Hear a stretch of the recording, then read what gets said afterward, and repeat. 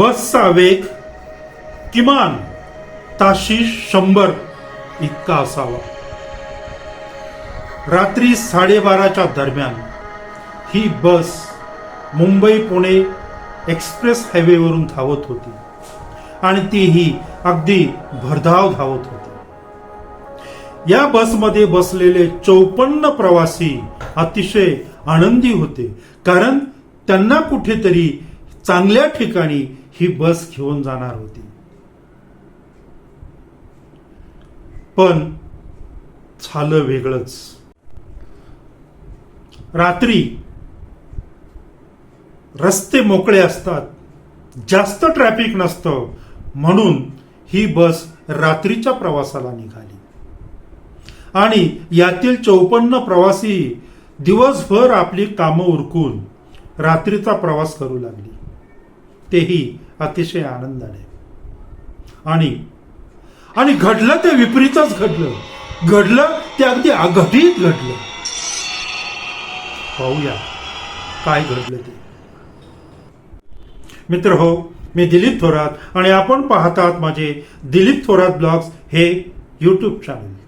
मित्र हो, हा जर ब्लॉग आवडला, हा जर व्हिडिओ आवडला तर व्हिडिओला लाईक आणि शेअर मात्र नक्की करा आणि दिलीप थोरात ब्लॉग्स या चॅनेलला सबस्क्राईब करा, म्हणजे मी पुढे वेगवेगळ्या प्रकारचे व्हिडिओ घेऊन तुमच्या समोर येऊ शकेल आणि तुम्ही ते ऐकू शकाल.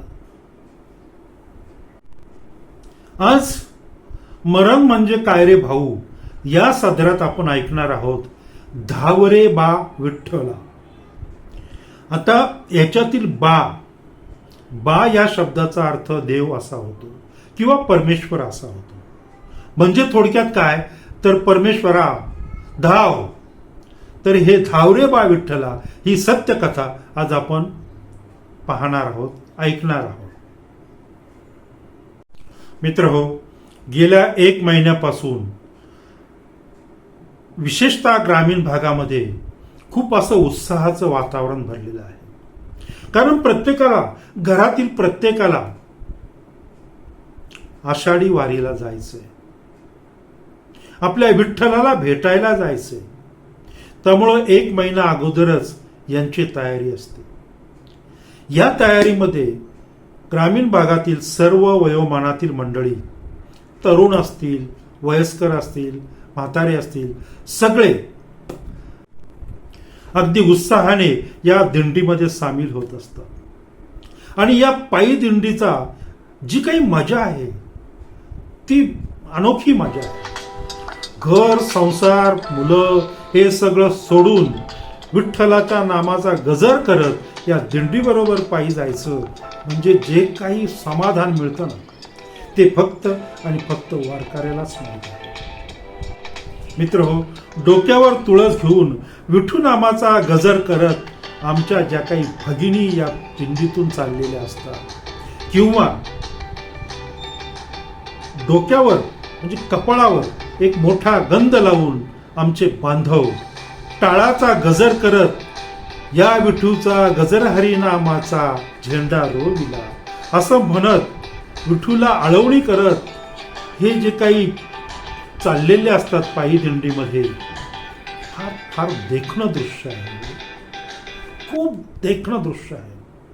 प्रत्येक जागेजागी या दिंडी किंवा या वारकऱ्यांना अनेक गावांमध्ये पाणी, खाण्याची व्यवस्था केलेली असते, डॉक्टरांची व्यवस्था केलेली असते आणि हे सगळे भाविक आपल्या विठ्ठलाला भेटण्यासाठी आतुर झालेले असतात. या दिंडीमध्ये मात्र जात धर्म काही नसतं. सगळे एक असतात, सर्व एका छताखाली वावरत असतात. ते म्हणजे या विठुरायाच्या सर्व छताखाली हे सगळे भाविक वावरत असतात. तिथे मित्रांनो जातीला बिलकुलही थारा नाही, जात पात धर्म याला काही बिलकुलही थारा नाही.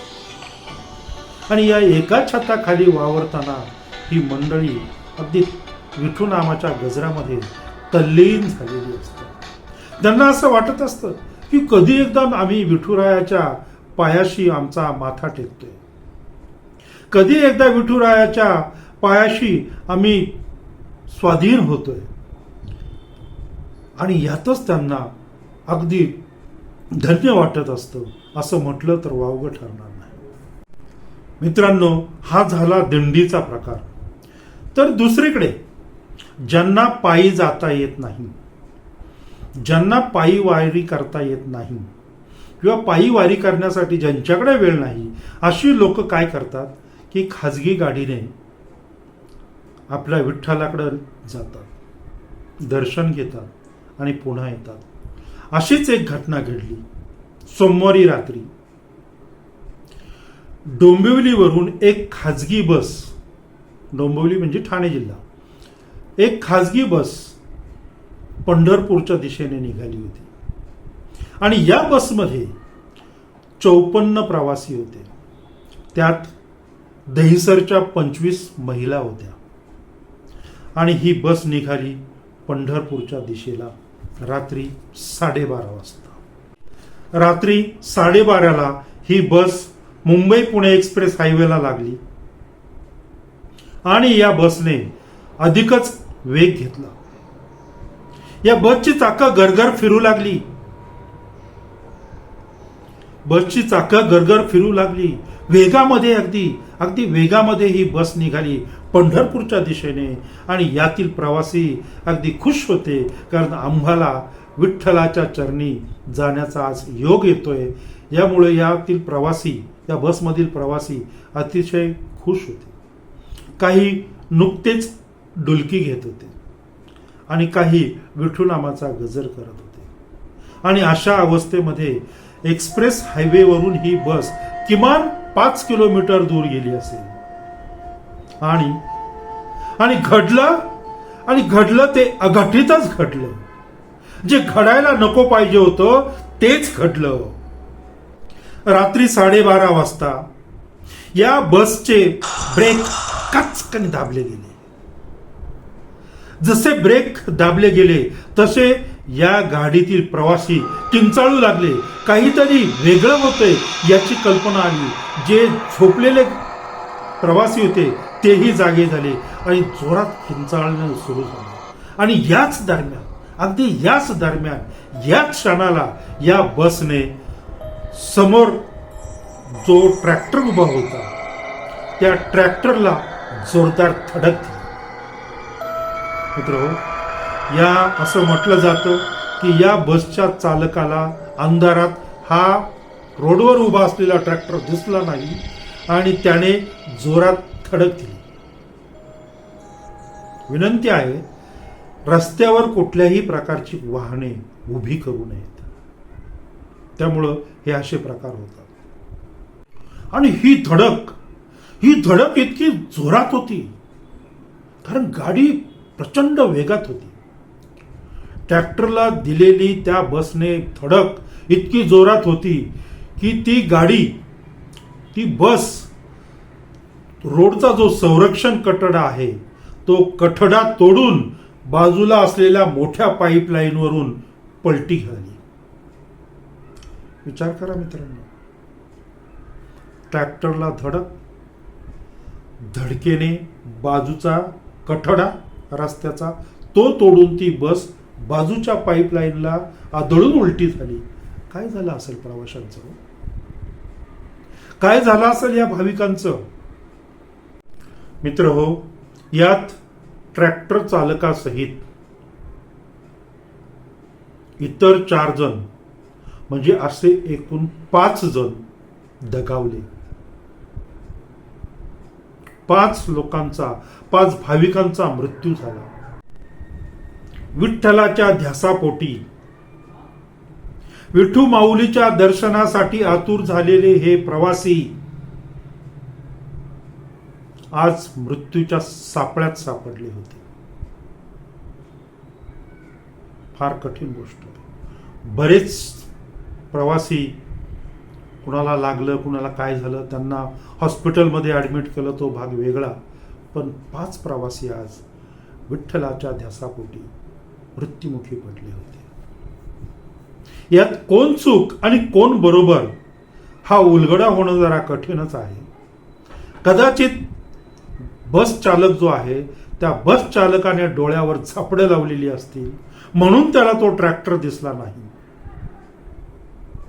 इतका मोठा ट्रॅक्टर रस्त्यावर न दिसणं हे जरा न पटणारी गोष्ट आहे. किंवा या बस चालकाचा बसवरील ताबा सुटल्यामुळं ही घटना घडली असावी असंही नाकारता येत नाही. मित्र हो, देव देव देव देव.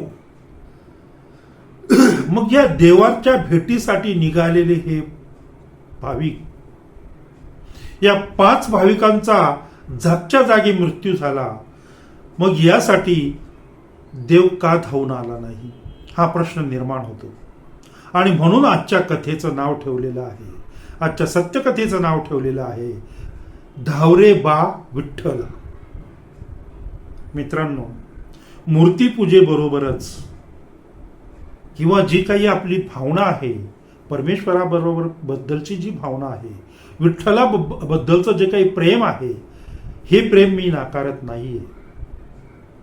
पण त्याबरोबरच आपण जल, निसर्ग, वायू, अग्नी या खऱ्या देवांना जर आपण मान दिला, या खऱ्या देवांची जर आपण पूजा केली, तर आज आपल्यावर रुसलेला जो निसर्ग आहे, आज कधीही पाऊस होतो, कधीही ऊन पडतंय, कधीही थंडी येते, अवकाळी पाऊस भरपूर होतोय, त्यामुळं नुकसान भरपूर होते.